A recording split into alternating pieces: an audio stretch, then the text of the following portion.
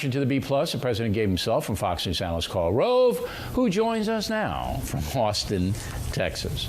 So, I can't imagine George W. Bush even grading himself. I mean, if I asked him that question, he wouldn't have answered it. I don't think he would have. Do you? No, and no president should. I mean, particularly at the end of the first year, the question is, sort of how do they do over the sweep of time? And while you get a sense from the first year of how they're getting off to a good start or a bad start, it's not conclusive by any means whatsoever. I do think that President Obama lacks something that his predecessors have had. President Reagan got the tax cuts passed in 1981 and the Graham-Rudman spending restraint passed. In 2001, George W. Bush got the tax cut passed and the No Child Left Behind passed.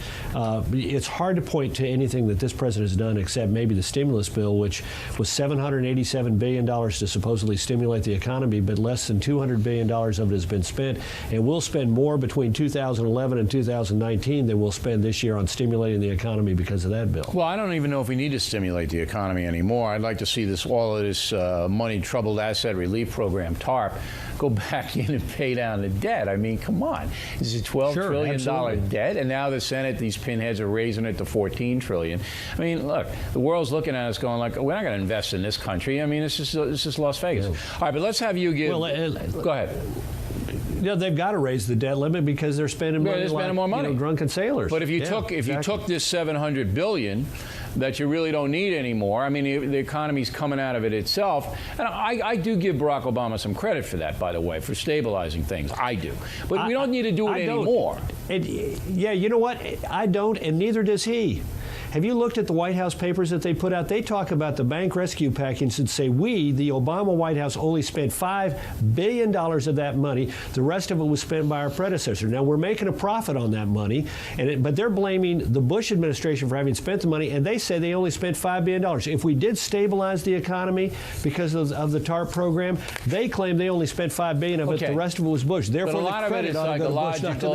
A lot of it is psychological. A lot of it is, look, we can debate it all day long, but I want to get to your report card. On the economy itself, you give the president a... C minus. C minus.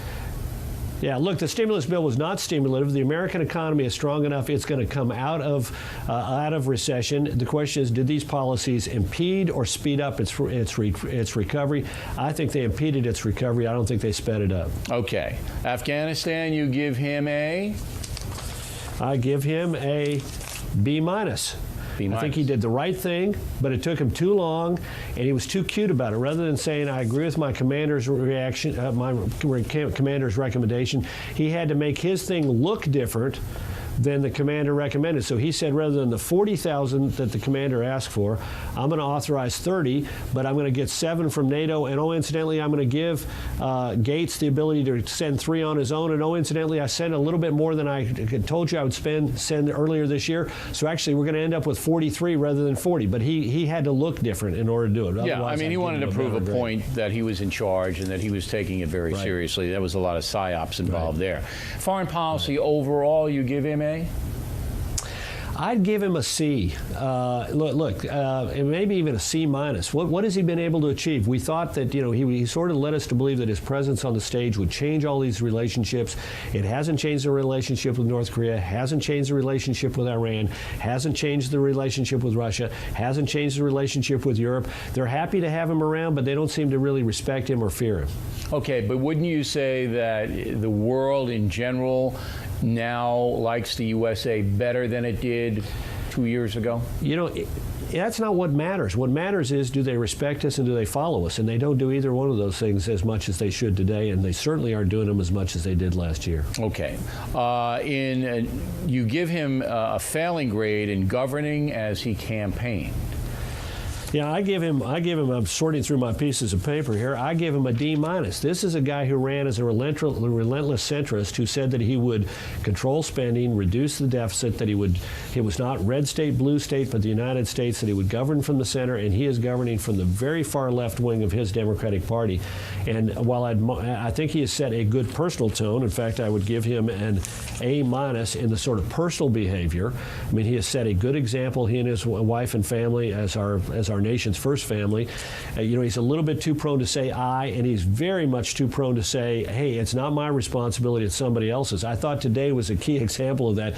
Here he is lecturing these banks about irresponsible lending, and he, when he came to the United States Senate, was defending the irresponsible lending by Fannie and Freddie by refusing to join a filibuster to subject them to the same kind of regulation we give banks, savings and loans, and credit unions. So, I mean, there's a little bit of disconnect, but he has been a good example of what we would, as a nation, like to see in our chief executive in his personal behavior. All right. Now, finally, changing the tone in Washington. He did campaign on that. You give him a? I give him a C-. He has aspirational rhetoric, particularly early in his term, but I think his speechwriters are getting worn out. And look, this thing on the banks again. I mean, he says, I don't want to vilify or demonize anybody, but then he goes and attacks them as fat cats. I didn't come here to Washington to bail out Wall Street. Well, they are fat cats, but is that really appropriate for the President of the United States? That's what we expect Barney Frank to say, but the President of the United States ought to have a different tone. The President, what on temperament?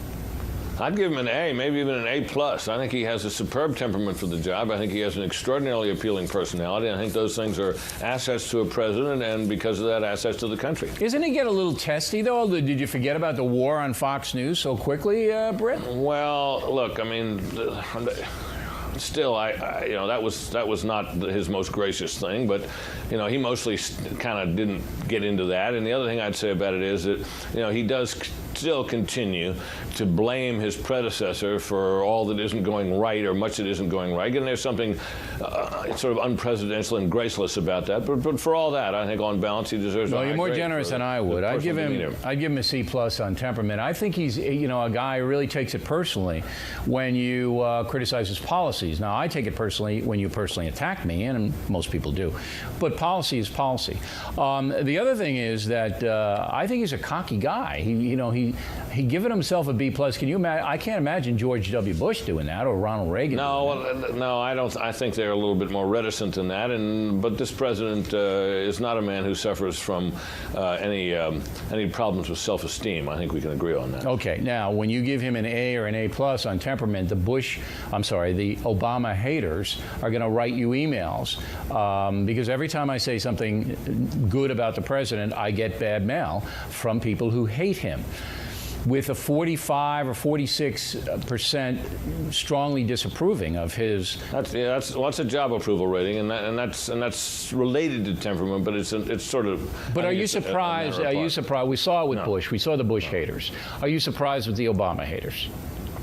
No, I think that, look, there are people at each end of the spectrum who absolutely cannot abide someone who is, full of strong medicine from the other end. So, and Barack Obama has not governed as he suggested perhaps he would have during the campaign from the center. He's governed from the left. And people on the right, and particularly people who are pretty far out on the right, are not going to like that, and they never will. Okay. On foreign policy, you give him what? I'd give him an incomplete on foreign policy. I think that, this apology tour and all of the reaching out didn't work very well. I think the president gave it about a year. I think we're beginning now, Bill, to see signs that he may now recognize the unique role that America plays in the world, that there is such a thing as an American exceptionalism, which he seemed at one time to dispute. You heard it at the tail end of the speech in which he announced his Afghanistan policy, and you also heard it throughout, I think, the speech and the acceptance of the Nobel Prize. By the way, that was an excellent speech. And once he was standing up for his country, which I thought was the right thing to do and in the right setting in which to do it. Except for the torture deal. He always goes back to that, and that just teased me off. He always does. Yeah. And on domestic policy? It's a D. Whoa. I think his domestic policy has largely been a failure so far for this reason.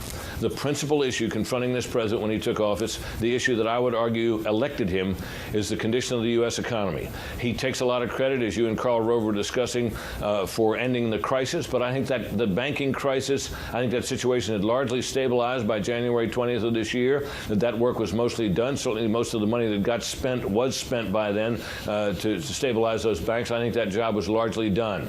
I think the measure that he put in place to try to achieve recovery, the $787 billion stimulus package, was one of the most reckless pieces of legislation I've ever seen. I think it did nothing to help the recovery to speak of. I think on top of that, it will burden the economy and all of us and our children and grandchildren for years to come unless something is done to reverse it. And I see no sign of any willingness on his part to try to do that. No, and the Senate's spending more. Senate just, well, you know. Exactly. And right. the healthcare program, relying as it does on this $500 billion cut in Medicare, which people who have followed Congress on issues like Medicare for a long time do not believe will ever happen, is only going to add to the problem. And we are now at a level of debt that is orders of magnitude greater than we've seen before in terms of the annual deficit. And I think it's a real threat to the economy, to the recovery, and to the future of this country. All right.